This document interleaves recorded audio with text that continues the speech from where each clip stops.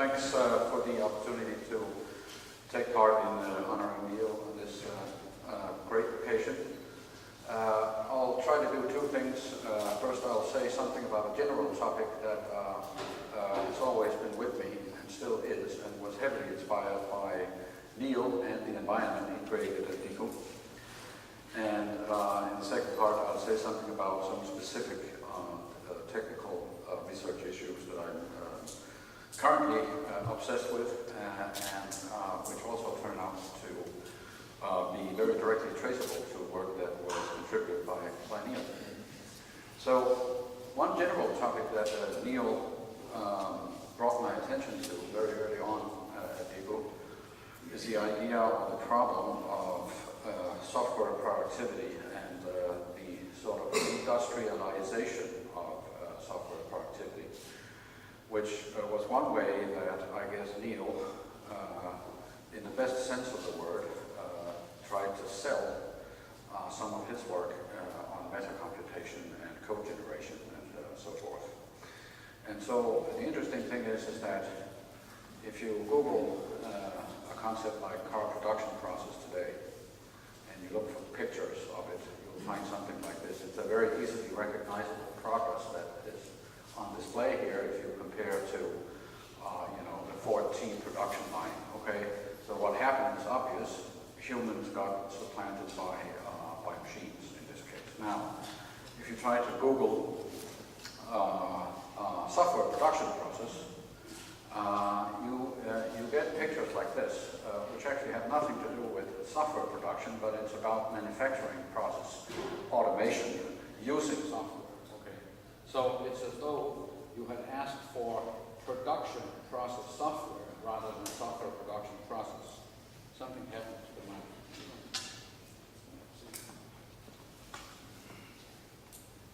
Okay, so the point is this, that the answer you get here actually has nothing to do directly with what you asked for. That means the idea of software production processes has not arrived.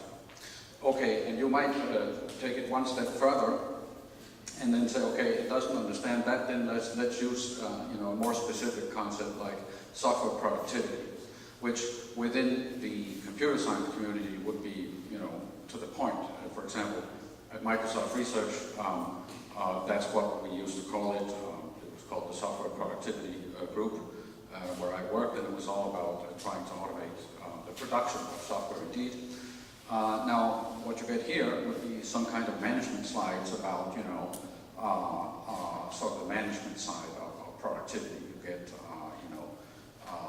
how do you manage a software project? But that's not, again, it's not the point. That's not what we're asking for. We're asking for a technological view of automation of the software production process. So that means, although the automation of producing software is probably one of the most fundamental challenges in computer science still, it's still not something that has sort of arrived at the level of mainstream understanding.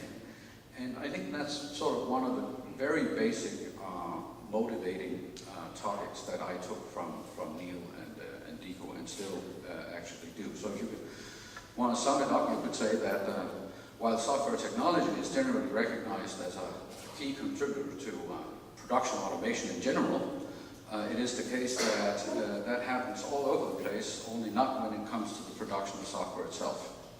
And that, again, still is one of the most important fundamental problems, I think, in the kind of computer science that Neil has been driving. You might say, okay, it's a problem of intelligence. We just have to be too intelligent. So constructing software is something that is inherently intelligent. On the other hand, if you look at the public image of coding, it might be a little bit doubtful what we should think about that.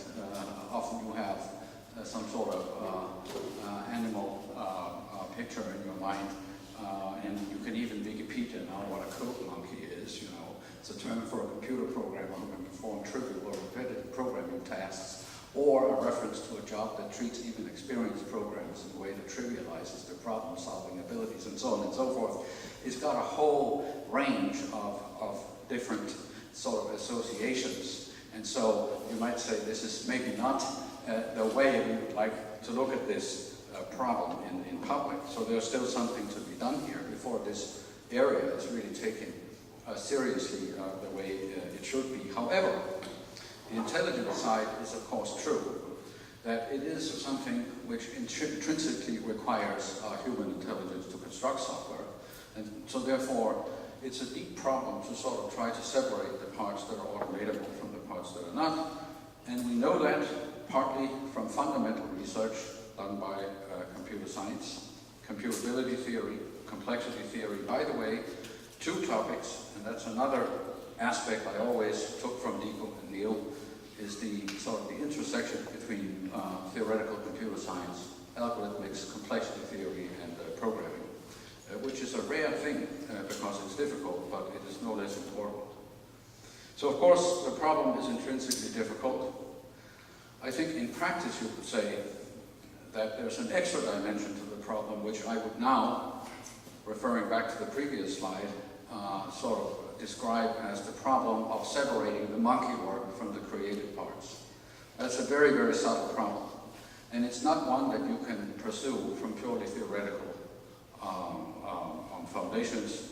It requires a lot of experience and a lot of gut feeling about how software production works. There has been very significant progress. Neil has contributed to a lot of tenets, of course in partial evaluation, but also in a lot of the program analysis work that was generated by it, binding time analysis, but flow analysis, his work on flow analysis, high-order languages. I think 1981 Neil was a major driver for a lot of the work that turns out today, slowly but significantly, to reach levels of success that, you know, I don't think one would have been able to predict, say 20, 25 years ago. Let me just here mention some work on program analysis, model checking, abstract interpretation, SAT solving, SNT solving, where Linus Bjørn's son is also now very active, with a lot of success, computational logic. We're seeing tremendous progress in automatic methods, in checking proofs, for example, and also in partially automating the construction of proofs. Schwarzkopf-Chi's work, for example, just be one pointer, but there are actually several other very interesting, very recent developments in that area. Program synthesis is what has started to occupy me for the past few years. And I would say that we sort of witness a modern renaissance in program synthesis, in particular synthesis of software in different new ways.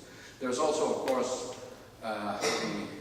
the sort of recognition nowadays that complexity theory, as important as it is, does not always tell us what the limits of what we can do in practice really are. So there's sort of the slogan saying that exponential time is the new peak time. I heard Moshe Vadi say that just a little under 2 weeks ago, where Neil and Fritz were present in a Dachstuhl seminar on software synthesis that we had. If you look at the press, you'll see that the topic is of software production automation is not something that is sort of foremost on the mind of the press.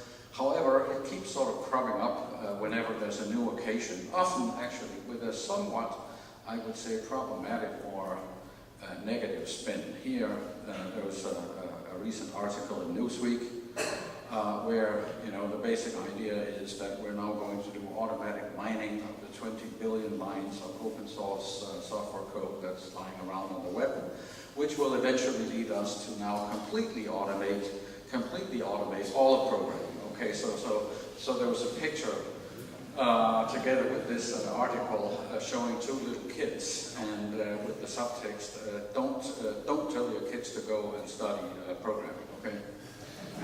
And I mean, it sort of shows an interesting sort of disconnect between sort of what I said in the first part and this sort of public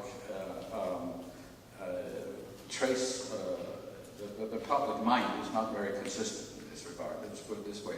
Of course, it didn't take more than a few days before in the New Yorker, you could read an article written by a professor of psychology and a professor of computer science saying, no,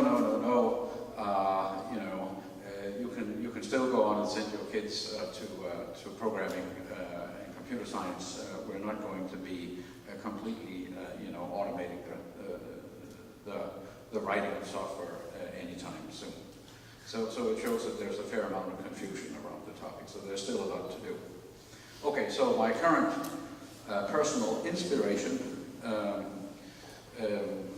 is about synthesis from collections of components, and that actually completely independently from this event led me to contact Neil a while ago, because I found it very beautiful to see how this work that I got interested in very recently can trace its origins very directly to some of the work that Neil did. So, in particular, I'm now working on a research program on using combinatory logic to automate synthesis from components. Because the idea is that the basic idea is very simple, is to say what is the most basic model of components. Working from a type theoretical viewpoint, I think about type theoretic interfaces and using these interfaces to put things together. So what theory do we have for putting things together using types? Well, the most fundamental theory I could think of is combinatory logic, and so I'm involved in doing a lot of work here, in particular using the so-called inhabitation problem in combinatory logic as a foundation for component-based synthesis. Inhabitation is simply the question, given the type environment and the type, does there exist a term? That is, can you construct a program? If the logic is constructive, can you construct a program that satisfies the type specification? And coming also back to an old topic that I picked up at DICO with Fritz, the Curry-Howard isomorphism, that is the isomorphism between mathematical logic and type theory. This is nothing else than studying the provability problem in a certain class of propositional logics. And indeed, there's also a second ingredient to this, which is the connection to Neil, namely that we can, it turns out we can couple this theory together with type theoretic framework for metacomputation in the form of staged computation. And I'll try to explain very briefly what that is about. So it is a path starting with Neil's work on partial evaluation, and you might say the topic I'm looking at now is a development that Frank Fenning and some of his co-workers, Davies among others, gave when they found out that you can look at metacomputation from a logical perspective and perceive the type theory needed to capture that as a modal operator box, where you read box of tau as code of type tau. It's sort of a type theoretical formalization of what code does to the program. In fact, it has a lot to do with what Jens was talking about in terms of his operator X. And Neil usually says, because he's a very modest man, he usually says when you present it with things like this that, yeah, well, he never looks so much at types because types tend to get in the way when you do self-applicable partial evaluation. Nevertheless, it's actually the case that this work would not have been doable if it were not for Neil's work.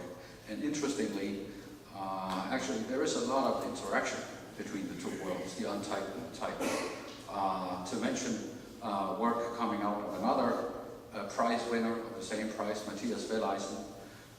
He invented, or he formalized control operators in the lambda calculus in an untyped setting, which then was discovered to be a new component in the Curry-Howard isomorphism when Tim Griffin discovered that these things can be typed using classical logic, which is a very fundamental progress. I mentioned the Dachstuhl seminar already. We've been working on this for a few years.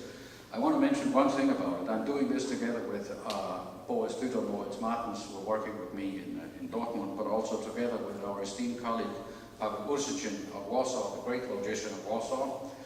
And this was a DICO connection. I hadn't talked to Pavel for about 12 years. Then when the Polish president crashed in the plane, I wrote him a 2-line email after 12 years saying, "Hi Pavel, sorry to hear about your president. By the way, I'd like to work on intersection types in 2009. Okay? And then Pavel sends me this wonderful reply. The reply was one line. If you know Pavel, you won't be that surprised. His reply was, "Why do you like my work on intersection types?" And since then, we've written four or five papers together on that. So I thought that was nice. And that was a deeper connection because he was a visitor invited by Fritz when I was there as a student. Okay, so now I've got to cut this very short. This is sort of the meat of the matter.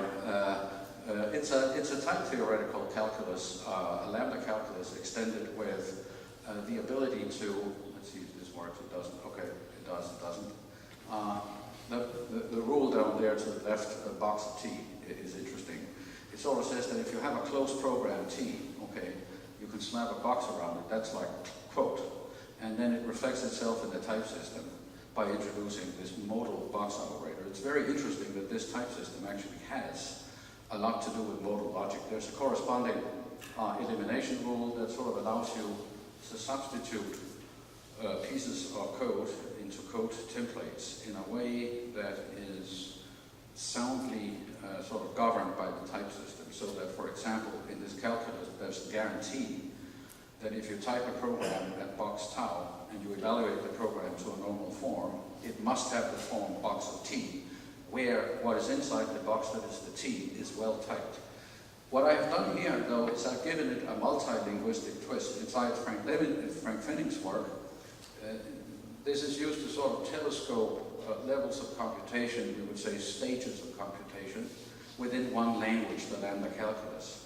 I have here given it a slight twist in that I have turned it into a multi-linguistic feature where we can create towers of languages and logics, actually. So this T here could be something that resides in a different language from the meta language where you have the lambda calculus here. It might be Java, or it might be a first-order language, it might be a machine language even, so long as it has a type system, this works. So what are we doing with this? I'm now cutting a very long story short, but the idea is that we can write combinators, closed programs, in some implementation language L1, say Java. And then we can go off and use this calculus to define meta-computational combinators that compute new programs from old by putting them together, by performing code substitution into pieces of L1 or Java code. And thereby, we can sort of automate the process of putting things together, not just by applying in the sense of functional application, but in the sense of meta-programming constructs. So for example, we can define an operator in the meta language that takes code of type alpha to beta and an argument of type code of alpha and performs the application inside the implementation language L1. I'm assuming it has an implementation operator here, an application operator, and then putting a box around it. Turns out, when you look at this logically, this is then nothing else than the distributivity property for a modal logic. We can write a function eval that takes code of type alpha and produces the value alpha in the underlying language. And these two actions together define, interestingly, a stratified version of the modal logic S4, which goes back to Kurt Gödel and Lewis in the early 1930s, and has a lot of interesting properties. And I think there's actually a lot of interesting work still to be done in the logic of this. So let me just end the talk by giving you an example of what something like this might look like when it's in action. And it's all automated by heavy-duty algorithms that typically start at 2x time and move up. But I can't talk about that. But let me just give you one example. Here's a combinator written in the meta language, okay, Celsius to Fahrenheit, that takes an argument that is code representing a computation of type real, and then it picks out what is inside the box of that code, that might be a piece of code in Java, say, and then it creates a new piece of code that slaps this temperature conversion code around the argument code. Okay. So the idea is that by applying this operator, we can now stick an arbitrary piece of real type code in here and get a new program out of it. And so if we put this into our engine that does combinatorial logic in habitation. We can put these combinators together automatically so that meaningful things come out of it. For example, here, if we query, we have an implementation of the combinatorial logic engine here. We, for example, can query a repository of components asking, is it possible to compute? Can you generate a program, okay, that has code representing a real number, that computes a real number in Fahrenheit? And in this case, the solution would look like this. It's a composition of combinators that we take from a predefined repository. And now performing the meta-language reduction here. As I said before, it will produce, we guarantee, something that has green code inside it underneath the box, which in this case would be this new program. So we can create new programs for node based on type theory and logic. This is what it would look like if we take a more realistic example. We've done a lot of experiments with it. Here's an automatically synthesized meta-language program, okay, for constructing a control program for a certain kind of Lego NXT robot. And you can see there are green stuff in it. That's sort of the implementation language. The black stuff is the meta-language. And now if we execute this program in the meta-language, it will generate a completely green program, which we can then feed to the robot, and it will control the robot. So all of that is very Jonesan stuff. Thank you very much, Neil, for the inspiration, and congratulations. Thanks.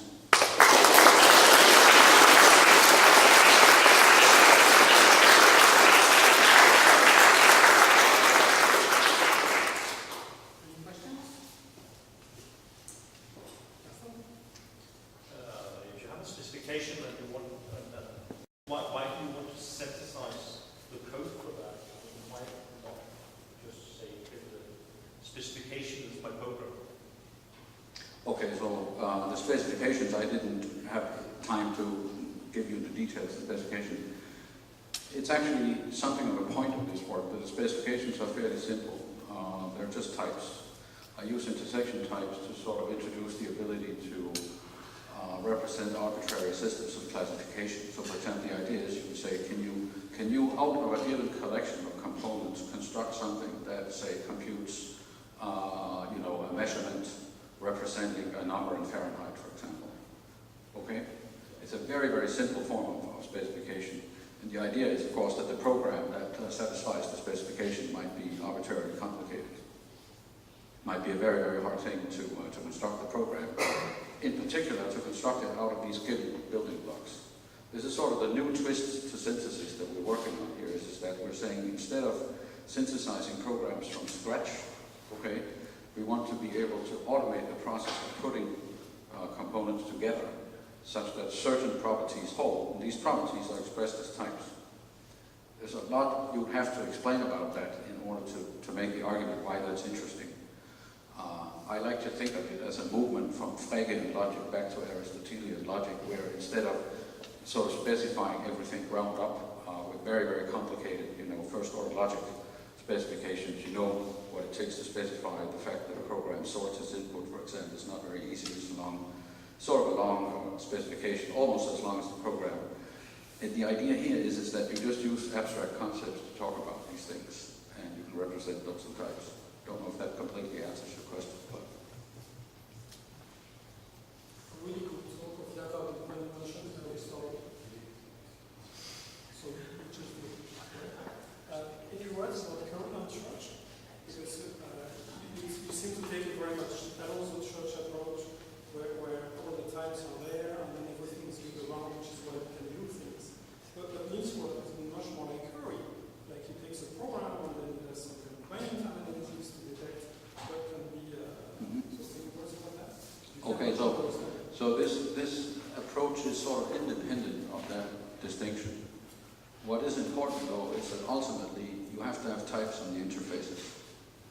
And whether you check those types against their implementation, whether you get them automatically from the implementation code, or how you get it, is sort of an independent concern, which I think is very important, because the synthesis problem, that is the problem of automatically putting things together, giving only the interfaces, is hard enough, is complicated enough, that it's something that makes sense to study independently. And that is the focus of this work. But of course it's important that you can, because of type checkers that we know, type inference mechanisms that we know, the analyses like binding type analyses that we know and so forth, we know that we can do these things. It's important, of course, for the applicability of this stuff. But in itself, the theory of component composition that we develop here is independently of that. Yes. I would just want to mention that you mentioned the MUSE program. I'm a member of the MUSE program, and I don't think that people got the memo that we should stop sending our children to computer science. I'm chair of computer science at UCLA, right? In the last 5 years, the number of applicants to our program has gone up by a factor of 5. We had the same number of students we ever had, which is not very many. We got 6,000 applicants this year. We are drowning in people. Yeah, and that's a good news at that point. And also, of course, I wanted to really make, I certainly wanted to make the point that you see, automating the construction of software is not something that we're ever going to do fully. I don't believe that. But on the other hand, we can probably do much more than what most people dream of. I would turn it into a positive. The example I always give is, you take some of these companies that come out and in a matter of 1 year they're worth $1 billion. And there may be 10 guys who get together and program something. Well, how is that possible? It's possible because of better libraries, better synthesis, better tools. And so we're actually helping create wealth rather than replacing programmers. Oh yes, I believe so. Also, if you think about, this is a very complicated discussion, but a very interesting one from a societal point of view. Think about outsourcing, for example. How do you get these jobs back?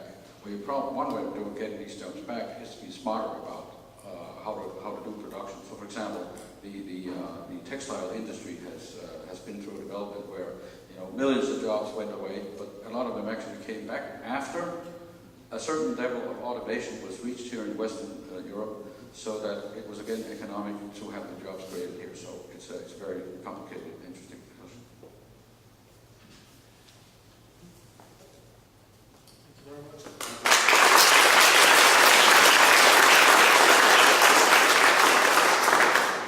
So I'd like to thank Jakob, Fritz, and Jan, and Olivier for allowing me to actively participate in this happy event, and to say a big thank you to Neil, who I first met just 20 years ago. And so thank you, Neil, for 20 years of inspiration.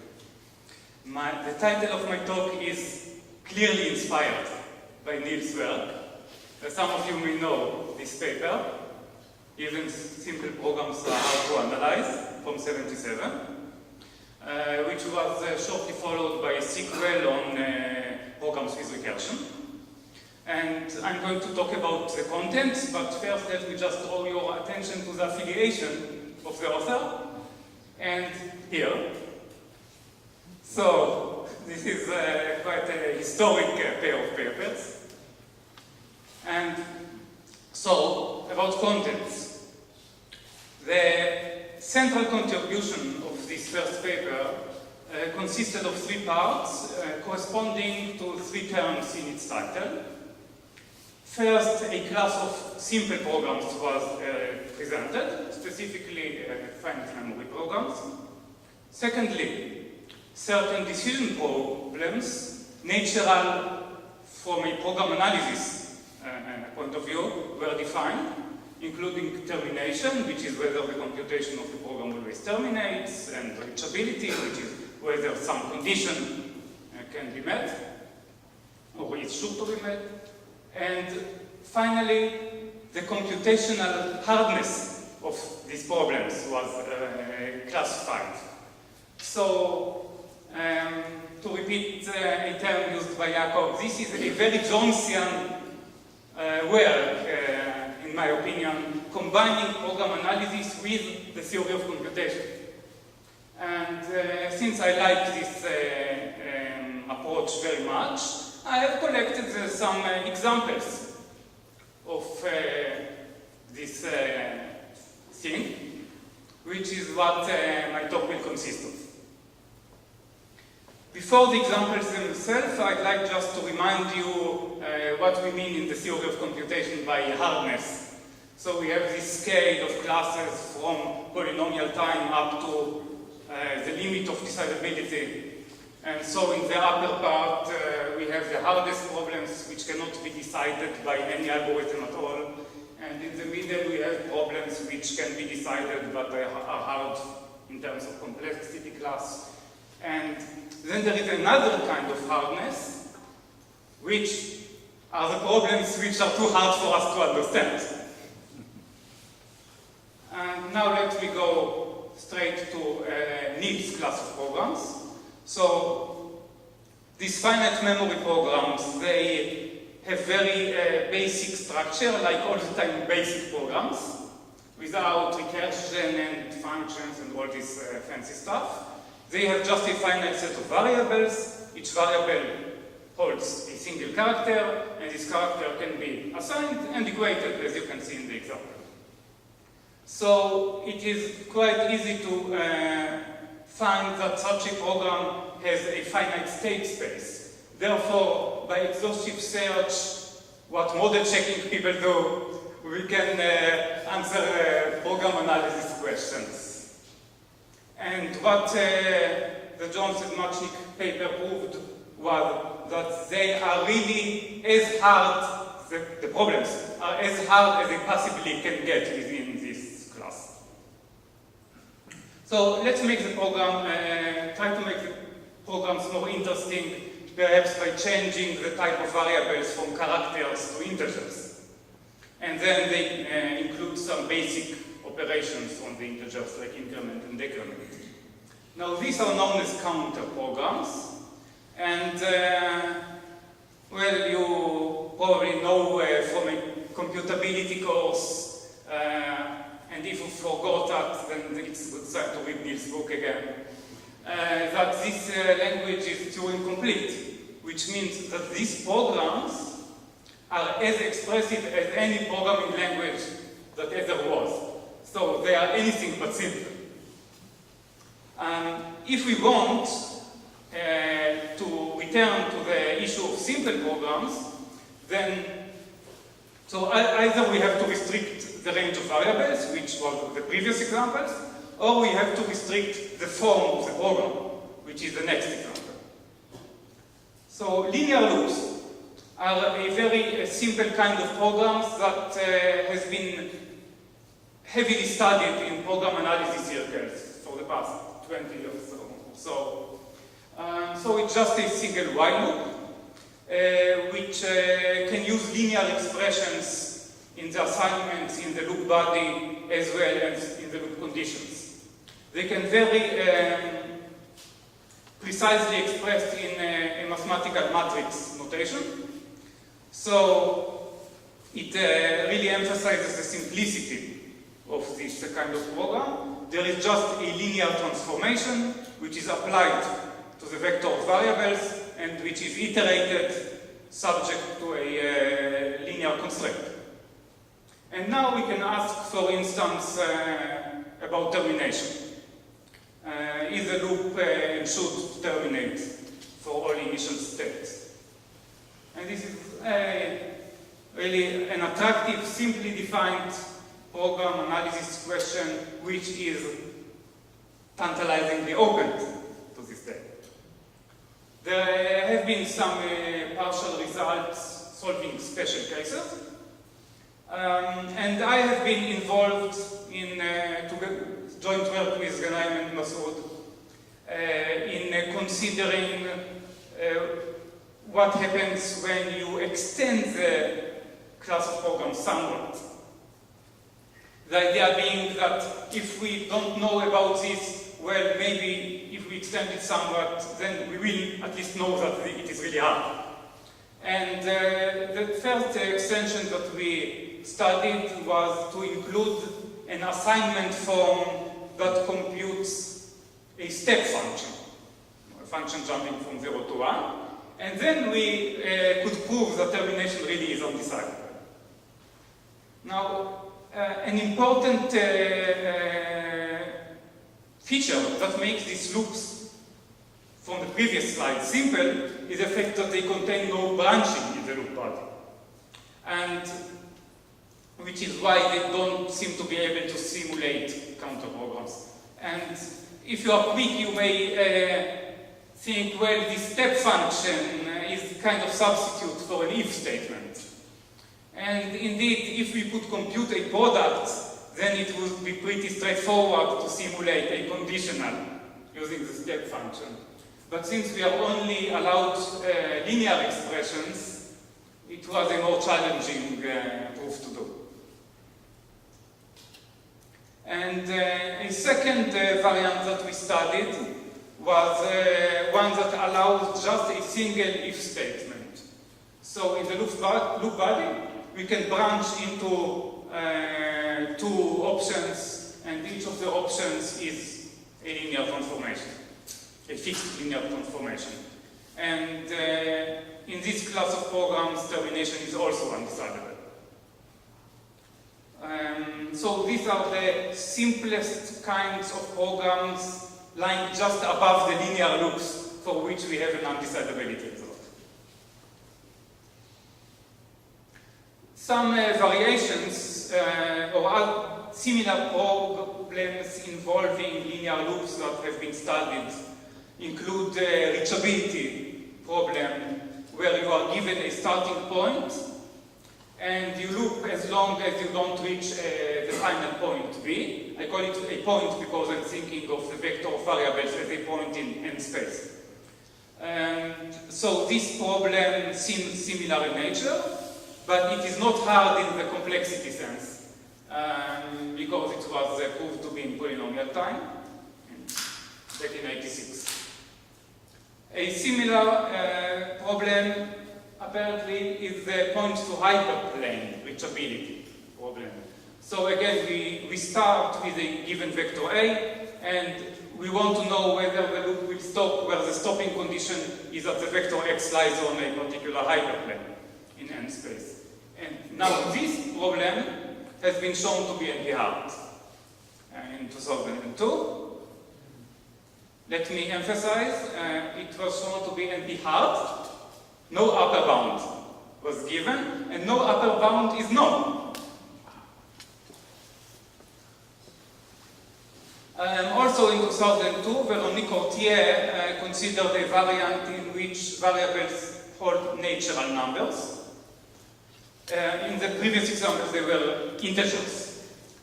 So here we iterate the linear transformation, but the numbers cannot become negative, which means if they become negative, the program aborts. And again, we ask about point-to-point reachability. And what she proved that it is decidable, but the best upper bound that she could claim was what is known as the Taur function, which is even worse than the complexity bounds that Jakob mentioned. And it is just an upper bound. We do not know what is the real hardness of this problem. My final example concerns mice. So it turns out that in the conference FCT 79, there was some discussion about simple programs that represent movement in a labyrinth, like some mice are forced to do. And this particular type of mouse, attributed to Buddha, is a simple finite state machine which wanders about the first positive octant of the integer grid. I will show you an illustration in a moment. And has a program which is a string over the letters E and N, meaning east and north. So here's an illustration from a paper on this subject. So you can see, and I can point maybe more. You can see that the mouse is initially positioned at the point 1, 0, where it always is, and then it starts to follow the program. Its program is EN. So it moves east, north, ending, reaching the diagonal x equals y. And what happens at this point is that it falls down to the x-axis, but is completely unharmed and goes on repeating its cycle of instructions: east, north, east, north, north, east, north, east, north, north, until it reaches the border again, falls down, and so on, and so forth. And so, really, an extremely simple program. And we ask an extremely simple program analysis question. Will the mouse ever hit the border when it is in a particular position of its cycle? So, guess what? This is open. Which means it's not known whether it is decidable. And thus I reach my conclusion, which is Neil was right. Simple programs are very hard to understand. So, thank you everybody.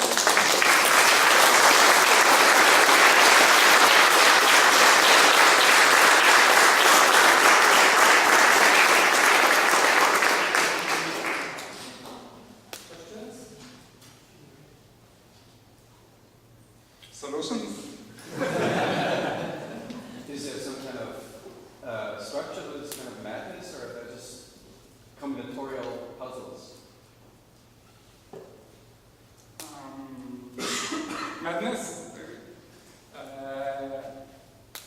There is somehow it correlates with, I would say, more with number theoretic puzzles than with combinatorial puzzles. And unfortunately, in number theory, I can't recall who said that, maybe Paul Erdős. Every fool can ask questions that otherwise one cannot solve. But if you are in the business of program analysis, then those foolish questions are very easy to find. And you cannot avoid them if you want to find complete solutions to program analysis problems. So, here we are.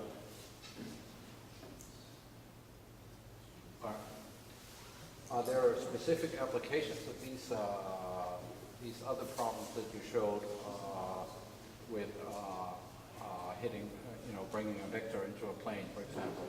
It seems to be something you could phrase in a purely mathematical way. Is there a series of, say, matrix multiplication operations such that, is that the motivation behind these problems? I mean, is it used in optimization, or are they used anywhere, these problems? Well, if you had a solution, it would be a good component in termination analysis, for instance, because obviously you have a lot of loops which look exactly like that, real programs.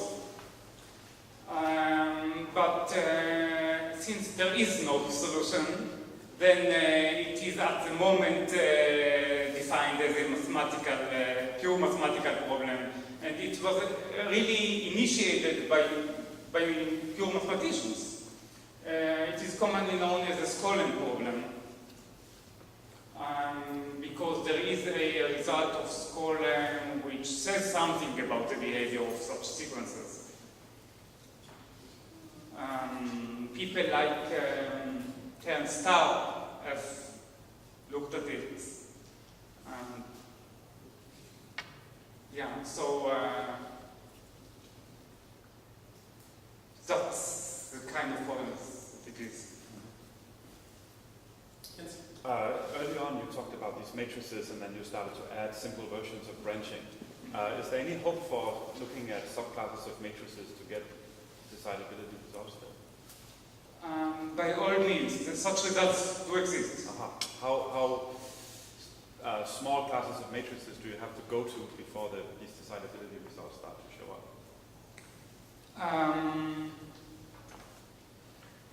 So there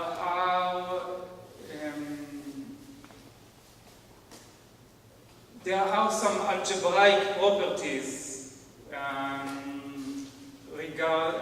regarding the structure of the monoid created by the matrix, or the structure of the spectrum of the matrix, which makes analysis possible. I can recall details from memory if they exist.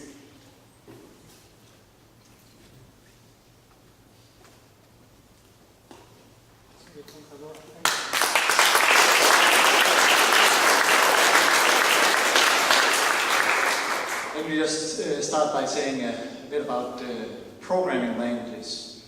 So today's programming languages are high level. We have languages like JavaScript, Python, perhaps even Lua if you heard about it, which are dynamically typed and higher order.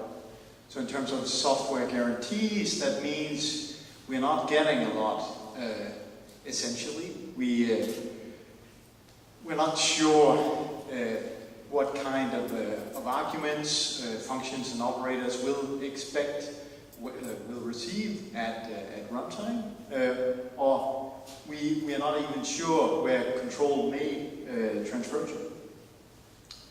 So thank God for Neil, because he pioneered solutions to some of these things. So here are just 2 lines of work which are examples of Neil's efforts. So one is a string of papers concerning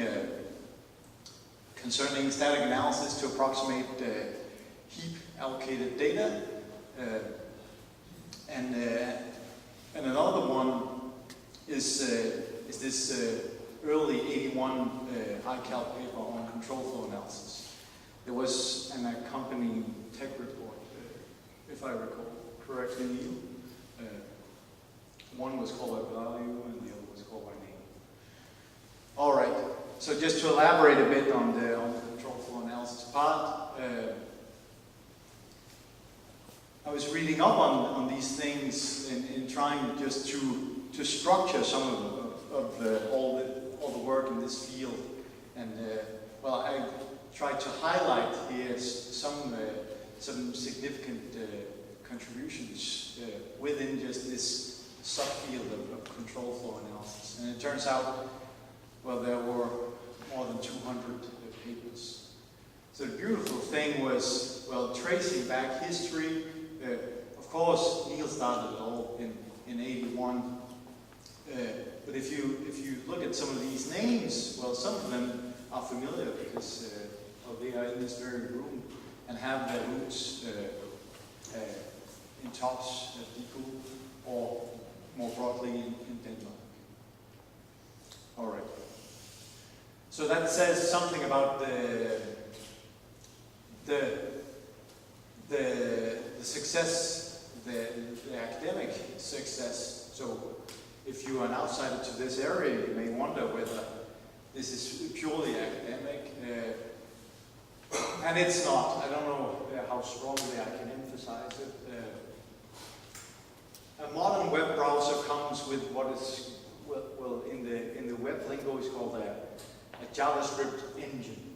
And so that's an advanced interpreter. And these guys, well, one example is Google's Chrome browser, which comes with what's called V8.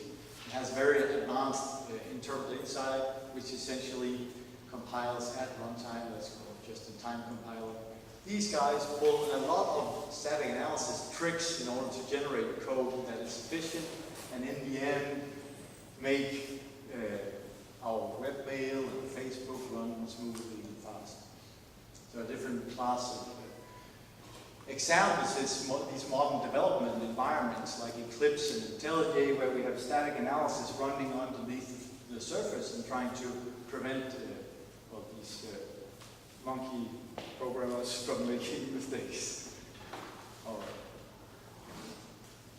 So for the rest of this talk, I wanted to give you sort of a concrete example of some of, well, a fraction of Neil's contributions put to work.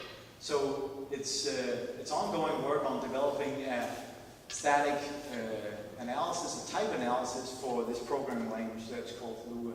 At this point, you're all going, Lua? So Lua is a popular scripting language within computer games, and I don't know if there's any students in the audience. Perhaps you may recognize World of Warcraft there in the middle. I've never played it. So outside sort of gaming, Lua is used in a number of contexts. Adobe has sort of a lightweight version of Photoshop, which is called Lightroom for photo editing. So a significant fraction of that is written in Lua. You can script Cisco routers in Lua. There's an entire app platform in a modern TV. So Samsung smart TVs, you can program their app in Lua. You can script Logitech keyboards in Lua. All right. So historically, this language was developed in Brazil, and so the name there, Lua, is actually Portuguese for moon, and hence the title of this talk. All right, so it's a relatively lightweight language. It has a few well-chosen features, as we already talked about. It's dynamically typed. It comes with first-class functions, and then these built-in hash tables. And then if you compose these basic Lego bricks in the right way, then you can actually model a number of familiar things like object orientation. All right, so it has a very slick implementation, but that's an entirely different topic. So here's a bit of code for you. I don't want you to go into to understand the details of it. The basic idea is to model sets using these built-in hash tables, and well, we just use them as these basic key value stores. If a number is in the set, we set a flag for that corresponding entry. That's it. All right. So up there's a constructor function, and there's a union function, and then we try to call. So from a programming language researcher perspective, this language is nice because that construct function set.new actually desugars under the surface to this thing. It sets a function value in a hash table. That's nice. So the hash tables, well, in the example, we use them as the basic building blocks for building data structures, but it also doubles as a module system. So few well-chosen features. So again, continuing this line of thought as programming language researchers, well, we recognize the procedural language. It's imperative, so it's based up around statements. It has lexical scope and block structure, unlike some certain other languages in the category. All right. So to add a bit more spice to the game, it also comes with what is called Lua, what is in the manual called meta tables.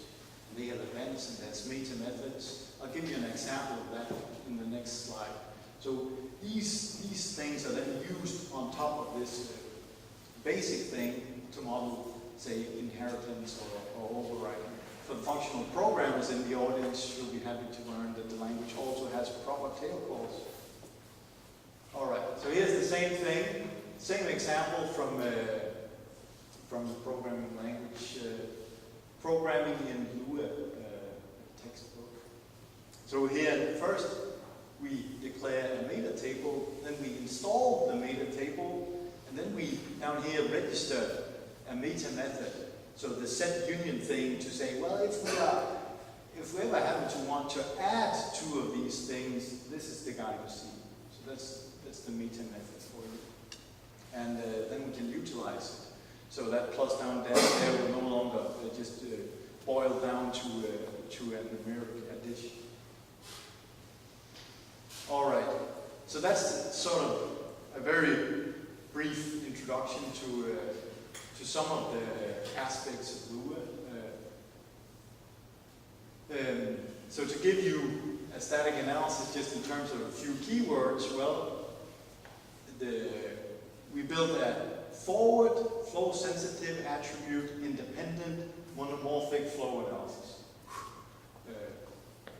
So I highlight attribute independent up there because it's a nice example of, well, the terminology from this classic paper with Stephen Mutchnik that has then just been integrated, and now it's part of the basic vocabulary of static analysis researchers. So thank you, Neil. So how do you then formulate an analysis over this thing? Well, first of all, we need a lattice, and this is schematically how we put together a lattice. So at the bottom, starting from the bottom, well, we associate, well, all of these things are of course approximate, but we associate an abstract state to each program point. An abstract state contains of an environment and an abstract heap, and I put the heap there in red because that's, well, the first concrete example of Neil's token framework essentially put to use.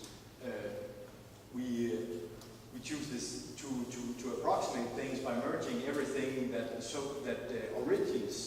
originates from the same allocation site. All right. So the store then describes an approximation of the shape of these tables, so their keys and their values, and furthermore it depends on a little absence lattice to signal whether an entry, whether we assure an entry is there or whether it may be there. It depends on the value lattice, which again depends on a number lattice to say something about numbers, a string lattice to say something about strings, and then, well, a set of function labels, a set of table, well, tokens, if you will, so where to look up in the store lattice to figure out the shape of this thing. All right, so that's the lattice. So very, very briefly, just in 2 slides, I want to give you an example of how you can then model, well, semantics of Lua, and in particular this overriding of addition. So if you look up in the manual, even that thing is specified in Lua. It's sort of like a little interpreter there. And the basic structure of it is, well, we'll see if what we're getting are just numbers, in which case we'll fall back to a numeric addition. Otherwise, that get bin handler you see up there will search for one of these installed meta methods associated with this add event, and then invoke that thing. So we try to keep as close as possible to this spec in writing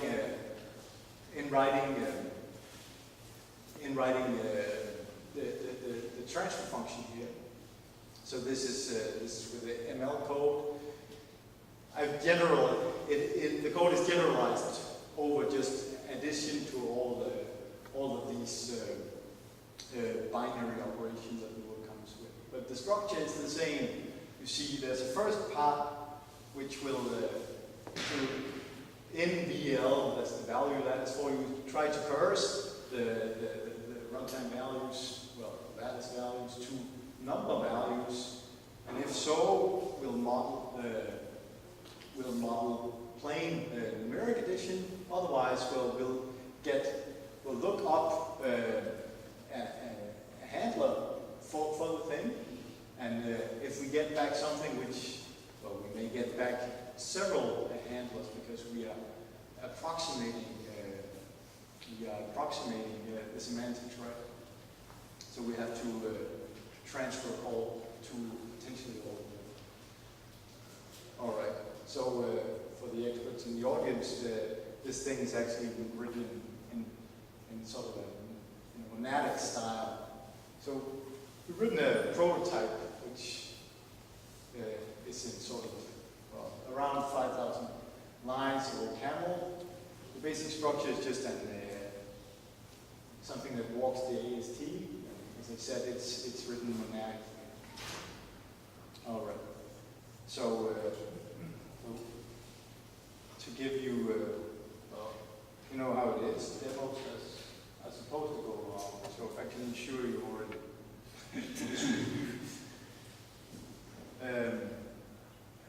So here is.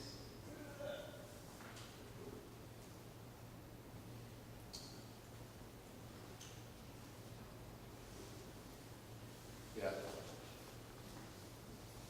So here's the thing. It will generate some JavaScript, and then we can have a look if we reload this. Yeah. So on the right-hand side, you'll see the original code. On the left-hand side, you'll see what it desugars to internally in the representation. And if we hover over here, well, you see this approximate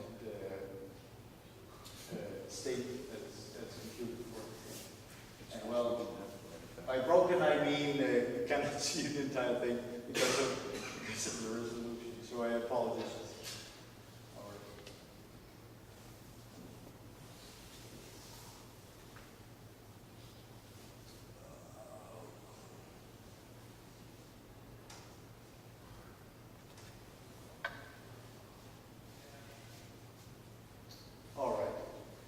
So, like I said, this is ongoing work. For now, I just tried to get it right and to support the entire language. I'm not entirely there, but I'm getting there. I have grand plans for a lot of follow-up work on this thing. Well, you could do sort of, for example, you could do sort of a Bowman's partial abbreviation by avoiding the repetitive walking of the ISST. I'll spare you for the rest of the videos. All right, so I forgot something. So another nice, prominent user of Lua is this online encyclopedia called Wikipedia.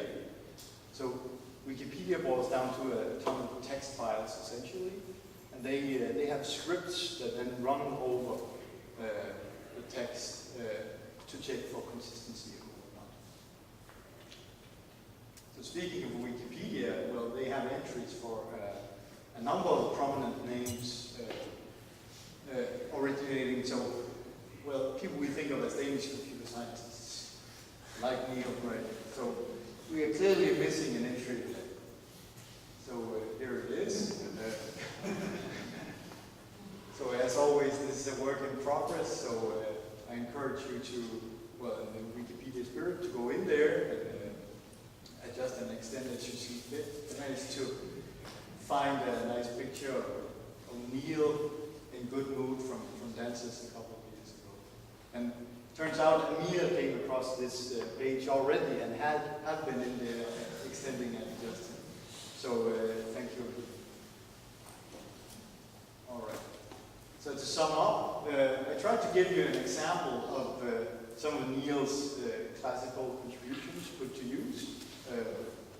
So to Neil, I say thank you, because, well, it's because I take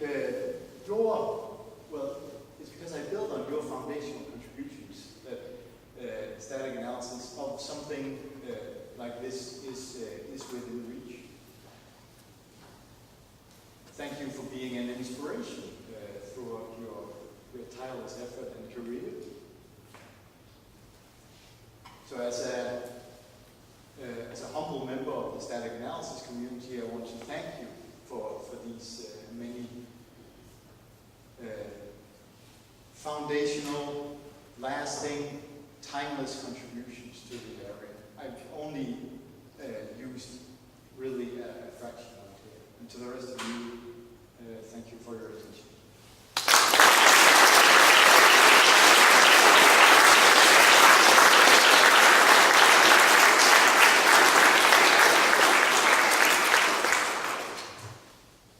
Any questions? So, dynamically typed languages, there are a lot of efforts in providing sort of soft type system for these. That, for example, has been done for JavaScript in a lot of different variants and so on. But there are also another approach, which is to make a statically typed version of the language and then which you can by title ratio run on the original language platform, but also make an alternative implementation. That's, for example, the case with TypeScript, Microsoft variant of JavaScript. So have you considered taking that approach instead? Thank you for that question too. So the question is whether I consider taking a different path. And so, as you say, there is, well, essentially, you're asking about this gradual typing movement. So one example is this type bracket, which is a scheme dialect. So actually, it turns out I just came across a paper on the dynamic languages workshop co-located with PLDI just last week, where there was, a version by some of the very designers of Lua on type Lua. No, I haven't considered taking that direction. So some of these things boil down to adding annotations, and there's a lot of legacy code out there. And what I'm after is to sort of, give extra guarantees without having to redo code or annotate code. Furthermore, there have been attempts from some of these authors in doing static analysis, and I'm not sure all of these people understand how far static type analysis. So something like this, or Anders Møller's JavaScript analysis, type analysis in Aarhus, are able to go. So I really want to push that thing to see how many guarantees can we get out of code. Can we find any errors in some of these prominent code bases? Yeah. So you mentioned Anders Møller several times. Could you say how you would compare the difficulty of analyzing JavaScript and Lua?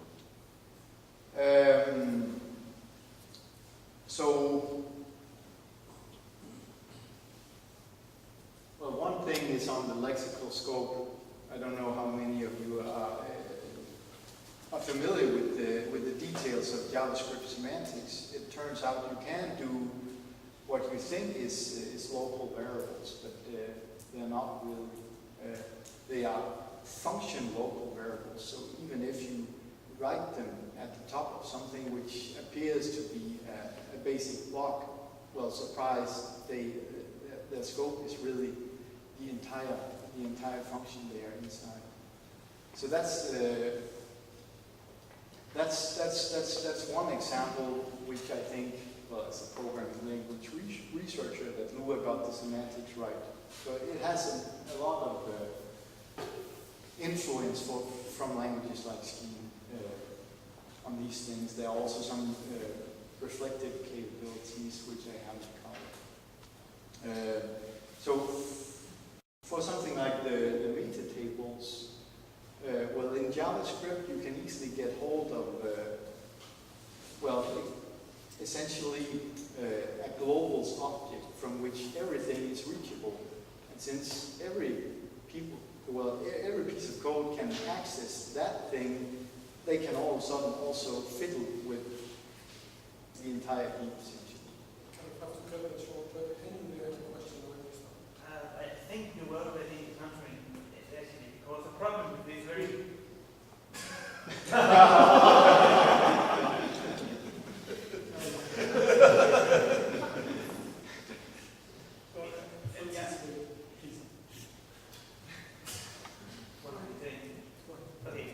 problem with these very dynamic languages is you often tend to get reflection for free, and the programmer doesn't even know he's using something bad.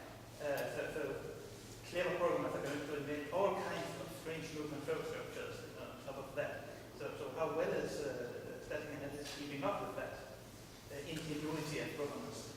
Yeah. Well, first of all, I think it's if you start with a well-designed dynamic language, then we are much better off. That's the short answer. And with the HIT programs. Again, With the HIT program. well-behaved programs.